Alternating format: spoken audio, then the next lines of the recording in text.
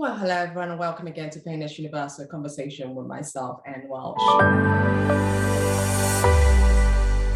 Today we'll be talking about the sickle cell pain. So many of you know, if you followed my conversation over the years, you've understood that I do suffer from sickle cell anemia, which is a blood disorder which of course is enormous pain. Most of the treatment for it is IV fluid, morphine tablets, and just be hospitalized for a number of days. The number of complications that comes with living with sickle cell, from being in intensive care, skin ulcer, just gallbladder removed. It's just, you tell me, you name it, is affiliated with sickle cell. My guest today is also a sickle cell warrior, and we'll be talking to her about her own challenges of living with sickle cell and how that led to mini stroke, and also bad diet led to type 2 diabetes, and how she's managed to change all that around through going on a carnivore diet. Let me tell you a little bit about her. Her name is Kalima Dancia. She'll be talking about awareness of self, accomplishment of sickle cell, and eating. How do you eat the right food to better your chance of living with sickle cell or any other chronic illness for that matter. She's a healer, a mother of 2, life coach, speaker, and a seeker, someone who's out there to seek, to know what's right, what works, and how to make your life better. She was born in Jamaica, didn't get diagnosed with sickle cell until she moved over to Canada. When she got over to Canada, she'll be telling us about the journey, the challenges she's faced when she lived out in Jamaica with not knowing what sickle cell is and how she had to deal with it. Then moving over to Canada, how she dealt with it when she finally knew what sickle cell is, what challenges she had to go through, how she overcame those challenges, and what made her get that aha moment when she decided that I need to make this change and improve my life for the better. I'm super excited to have this wonderful guest, Kalima, discuss and share her story. Meet my guest, Kalima, as we share her wonderful story. Well, hello everyone, and welcome again to Painless Universal Conversation with myself and Welsh. Today's conversation, if anyone's suffering from chronic illness pain, I think this conversation is more likely for you. It's also for everyone else who might be looking for a way out of being stressed, constantly tired, looking for new energy. This conversation will also help you find that joy, relieve you of those pain, those trouble, through various methods, through your eating pattern. We're talking about awareness of what the food does to your body.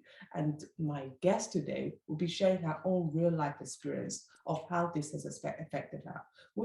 She will be talking about, as a healer, she's a mother of 2, she's a life coach, she's a speaker, and she's a performer. She'll be talking about her various challenges as a sickle cell warrior, someone who was diagnosed with sickle cell from a tender age, but didn't know she had sickle cell until very later on in life. Will be telling us about her own journey and why it's so important to make these necessary changes, which she'll be talking to us about, to improve your life. Kalima, how are you? I'm doing well, and thank you so much for having me. It's a pleasure speaking with you. Oh my goodness, absolutely. With my fellow sickle cell warrior, I am always pleased, and people always ask me, and I think the key thing of Painless Universe is always talk about pain of people who've gone through any kind of chronic illness pain, not to forget those.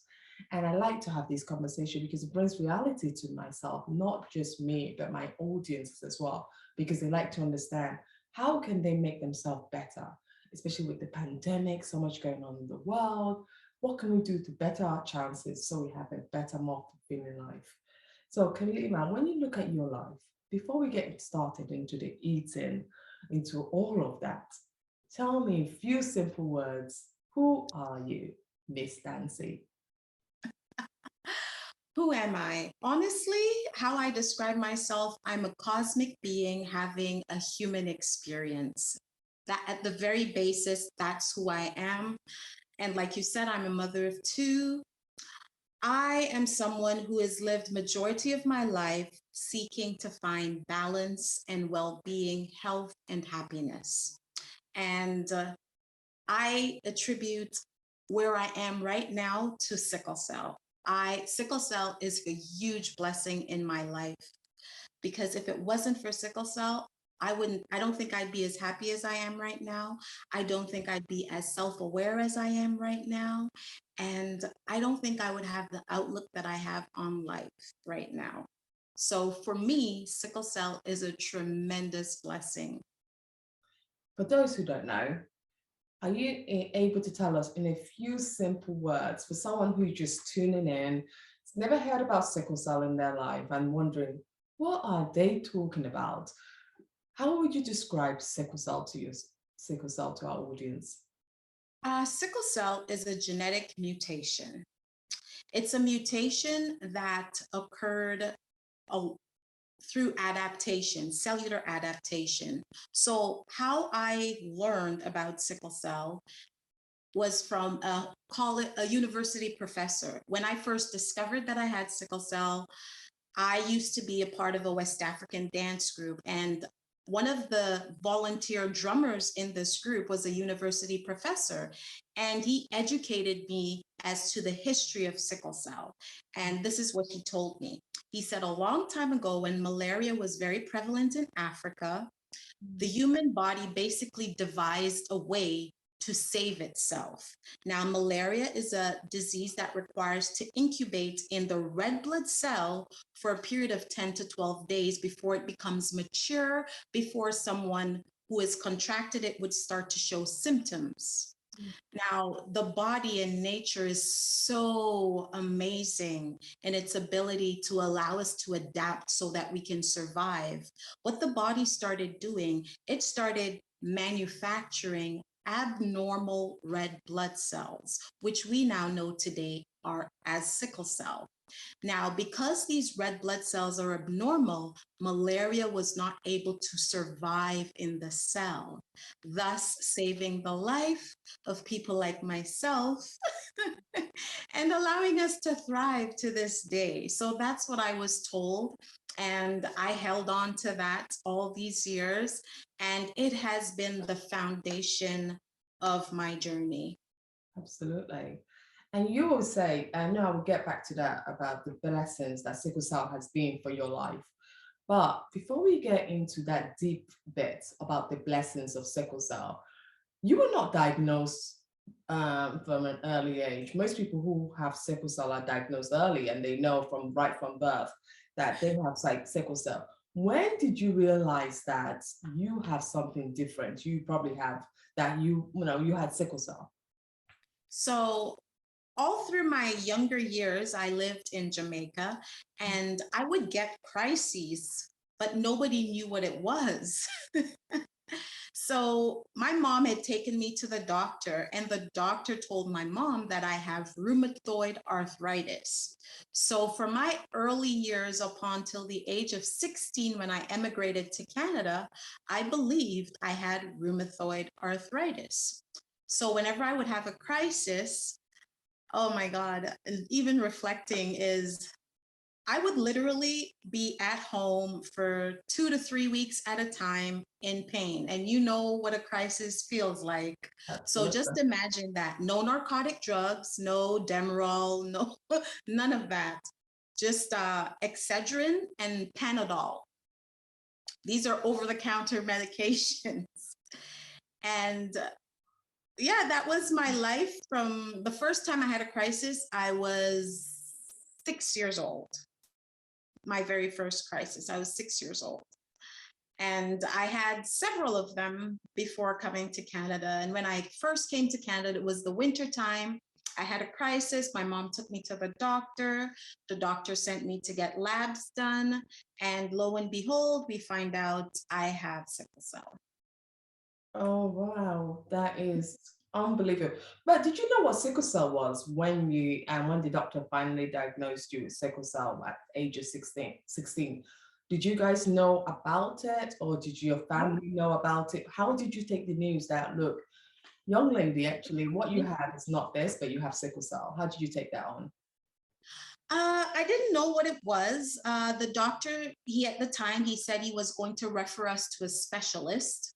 So we were referred to a hematologist, and the hematologist educated me as to what to expect. I don't remember him telling me what it was, but he told me what I could look forward to. Hmm. Oh, interesting. And they, So, but did this still bring on the crisis, the sickle cell pain? Even though you now knew you have sickle cell, yeah. did you go out of your way? How did you now understand that this is a serious life-threatening condition? It's something that you have to be very careful with yourself. You have to understand how to manage your body. When did you now realize, okay, I have sickle cell, I need to look after my life in a different way? Well, when he informed me of what to expect, that there were no other recommendations that came along with it. All he said to me was, I'll be lucky if I live to see 30. He said, if I do happen to live that long, I would have had my spleen removed, possibly my gallbladder, and possibly multiple joint replacements and numerous blood transfusions. Yeah. So that's what I was given at the And for me, it was like, okay, my life is over at that point. So there were no real recommendations or guidelines of how to live, how to take care of myself. I just had this doom and gloom to look forward to. That's amazing. Unbelievable. And then you said, and one thing I like fascinating about yourself is that you talk about your first child and how having your first child changed your life. Yeah. That changed your perspective of the way you were dealing with your health, especially with sickle cell. Because when sickle cell came, the challenges it presents. Before you tell me about the benefit of having your child, what were some of the challenges for people who might not know some of the challenges that sickle cell present? What challenges did you find? So one of the things that I was in pain every single day. There was some part of my body that would be hurting every single day. For as long as the year was, every day I was in pain. I remember I used to work a night job at a Tim Hortons, and I remember leaving the job one morning. Actually, this was after I had my daughter, actually. And even then, I was still just going along with the doctor's recommendations. But basically, I was constantly in pain. I would go to the doctor, and he would say, oh, this is what it is. This is what your life is going to be. And he would just write me another prescription for Tylenol 3s. And I would finish that prescription, go back to the doctor. He would take more blood, do more blood work, write me another prescription for Tylenol 3s. So what I noticed was I was just constantly taking pills, constantly. Um, I don't know how I survived Yeah. with all that drugs going in my system on a regular basis because I had no choice. I was in pain all the time. So I had to take the pills. I didn't like it. I didn't like how it made me feel dopey all the time and tired and lethargic. But I felt like this is the only option for me. Yeah. No, that's the thing. Then you had your child. What difference did it make? Why did you say I needed to really look after myself after having your baby? So my wake up call came. So I had started saying I was working at I had a night job. So I had my daughter and I had this night job. I had two jobs actually. I worked customer service in the daytime at a communications company, and I worked at a coffee shop at night. And one at night, the pain would get so bad, like so bad. I literally had to put into effect what they call mind over matter, because if I just allowed my body to ache and hurt, I couldn't do anything. So one morning after leaving work, I had to go straight to a walk-in clinic to a doctor's office because my hands were swollen and they were hurting so bad. So I went into the doctor's office and he took a look at my hands back and forth and he said, do you mind if I prick your finger? And I said, no, not at all. And so he pricked my finger and he squeezed it and he said, you see that? And I'm like, see what? He's like, there's no blood.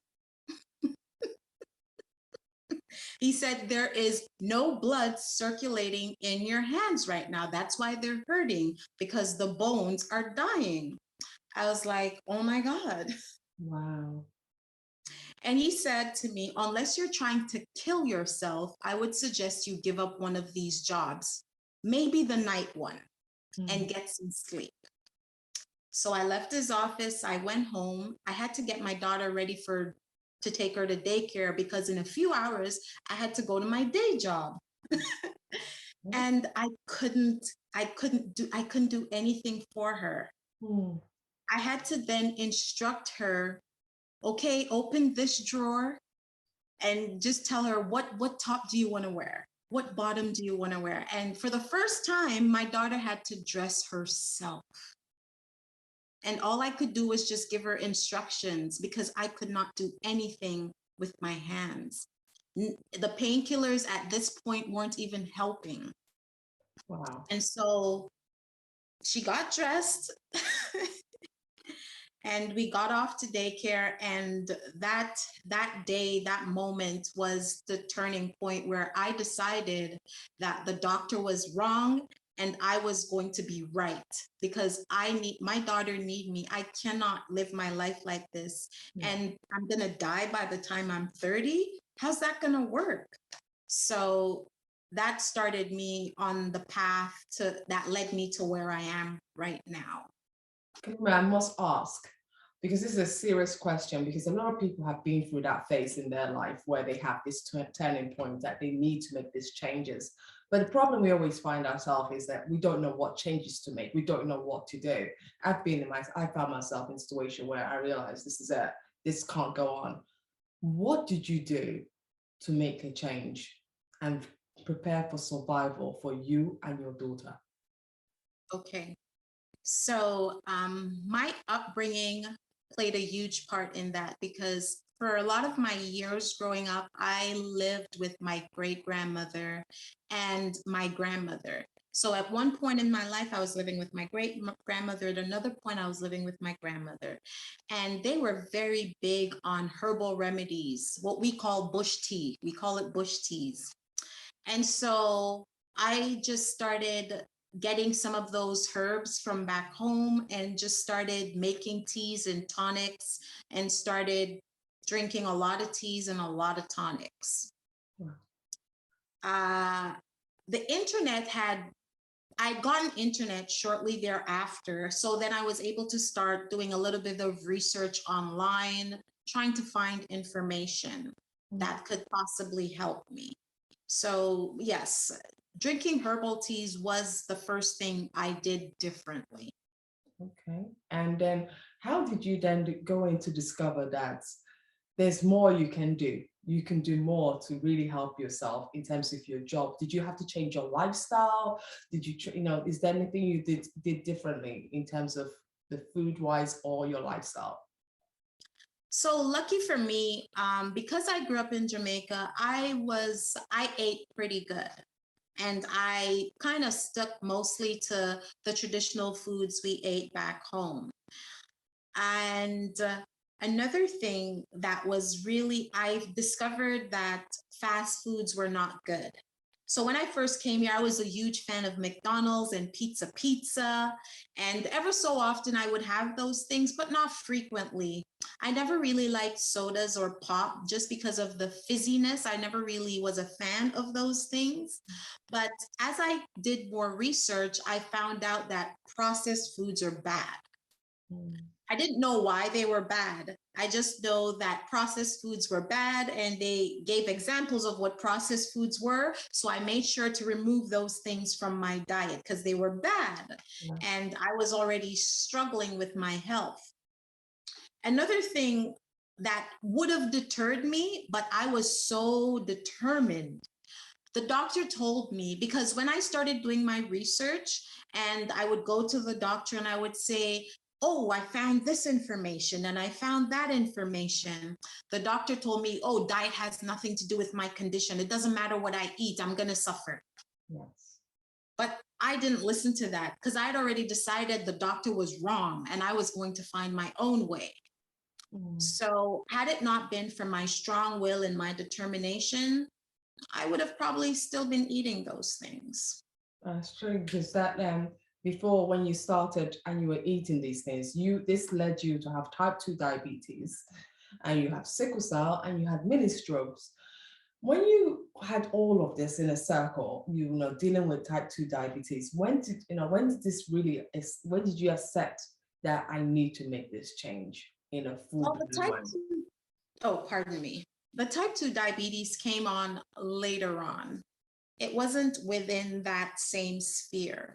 Hmm. So by the time I got to type 2 diabetes, I was actually already thriving with sickle cell. I had stopped going to the doctor. I got rid of my doctor altogether, my GP and my hematologist. I got rid of both of them because I figured they didn't know what they were talking about, because I started implementing changes on my own and I was seeing results. I was getting better. I wasn't in pain every day anymore. I was able to stop taking the Tylenol 3s and I was seeing great improvements. So I was like, I'm just going to figure this out for myself. Yeah.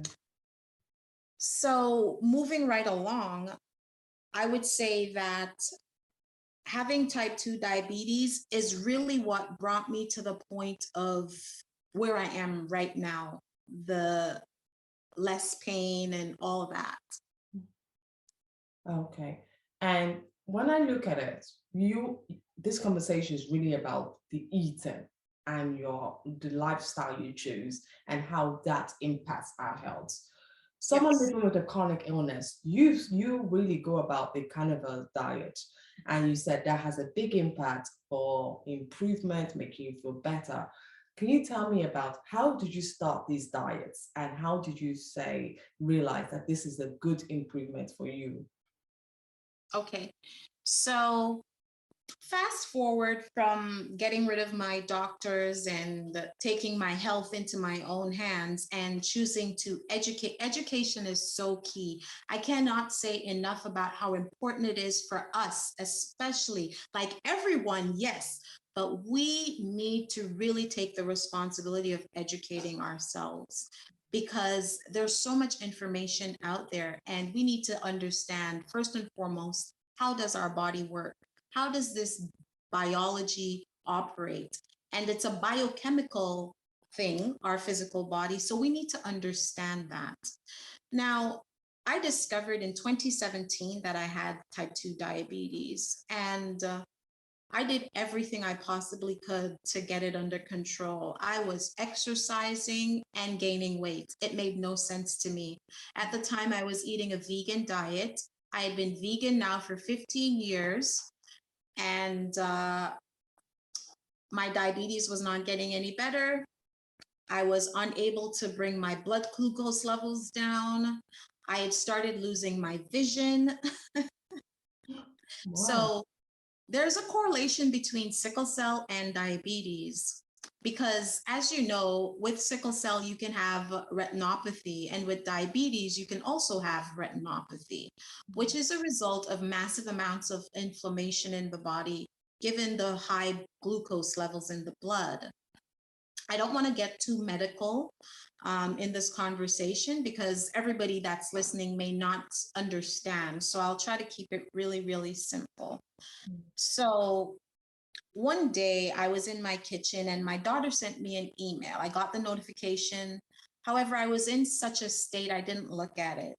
And following that, I looked at it and it was a video that she sent me from YouTube.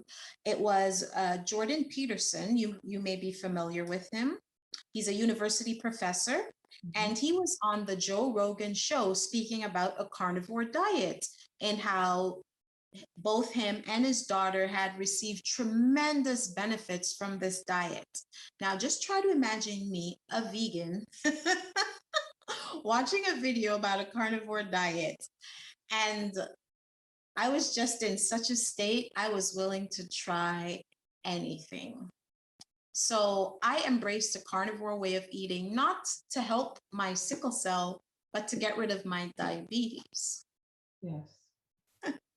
And what did you notice when you started it?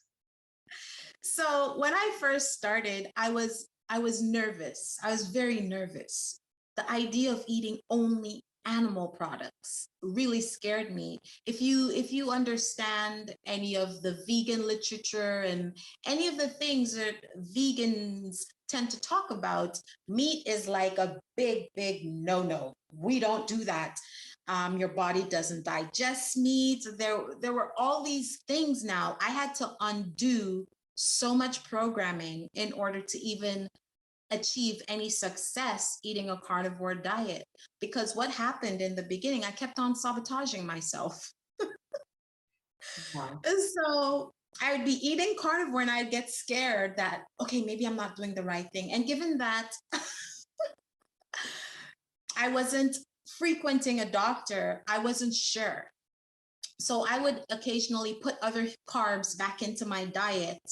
And then I would get up in the morning, check my blood glucose, and it's sky high. I'm like, okay. So I had to educate myself about cholesterol because that's one of the things. Eating meats will cause heart attack, high cholesterol.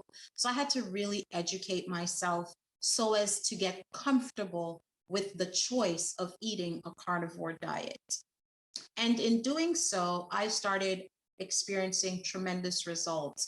I was able to get my blood glucose down in the mornings, my fasting blood glucose. As the weeks went by, it got lower and lower and lower. And it was amazing. Wow. I mean, because you say this, and a lot of people will not understand. How did that make an impact? Did you add other things to the diet along? Did you improve with exercise? What else did you do to really help you get there? So, yes, exercise, very, very important. And I know with sickle cell, we're often advised not to do anything strenuous, not to, overexert ourselves. And I think personally, that's bad advice. We need to strengthen our physical bodies. We need to exert.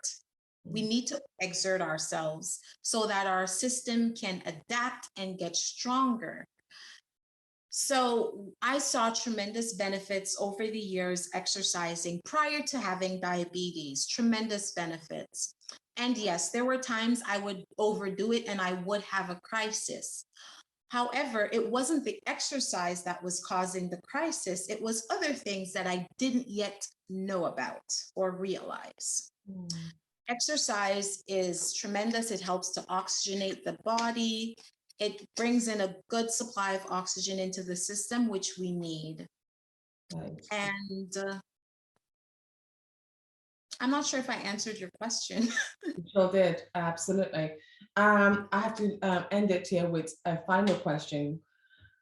What would be your message to other sickle cell sufferer or other people dealing with chronic illness on how to find their joy from the pain of living in an environment where we're constantly told that you can't do this, you can't do this because you have an illness, you can't exercise, you can't change your lifestyle? What would be your message of hope? And what do you hope to get to others who are dealing with pain? Okay, so my recommendation for anyone with sickle cell, first and foremost, it is so important to get your mind right. You have to develop a positive mind state. You have to learn to think positively about yourself, about your condition. It is unwise to choose to believe things that are harmful when what you're trying to do is get well. We need to adopt belief systems that are actually going to help us along our journey Hmm, to getting well. So, thinking positive, believing in your body's ability to heal itself, transform itself, that is so important. One of the things that was helpful for me is actually studying quantum physics. Because quantum physics tells you how your mind works and how the mind controls the body. So, when you have that under your belt, that's the first thing. Secondly, it is so important to remove all processed foods from the diet, all processed foods. Processed foods are full of plant seed oils, which are highly inflammatory. Now, the problem we have with sickle cell, and this is what I didn't know at the time when I was exercising and still having crisis, is inflammation. we have a lot of inflammation in the body. We're doing a lot of things that causes inflammation. And inflammation is what leads to the degradation of the cells and us having major crises. So if I could leave anyone with a message, remove all plant seed oils, remove all processed foods from the diet, eat a whole foods diet. Even if you don't want to go carnivore, eat a whole foods diet. It is very, very important. And yeah, if you can, if you're open, embrace a carnivore way of eating. I've experienced so many benefits, even my body producing its own narcotic. I haven't had many crises since, but when I do, I don't even require to take painkillers because now that my body is properly nourished, it manufactures its own pain medication. And that to me, when it first happened, it was so magical. Wow. It is nice to hear this from you because I think so many people around the world live with sickle cell but still don't know how to deal with this pain or don't feel there's hope. We look so fragile because we've always never believed that we could actually do things that will make our body well. And I'm so happy for you that you found this method that works for you. And I hope other people could try it and listen to this conversation and see how, in their own way, which you've just really said, is listening to their body. But one thing now, before we end this conversation, I have to ask you, because you said this at the beginning, how has sickle cell changed your life? Sickle cell is what made me a seeker. It made me curious. It made me want to learn and get better.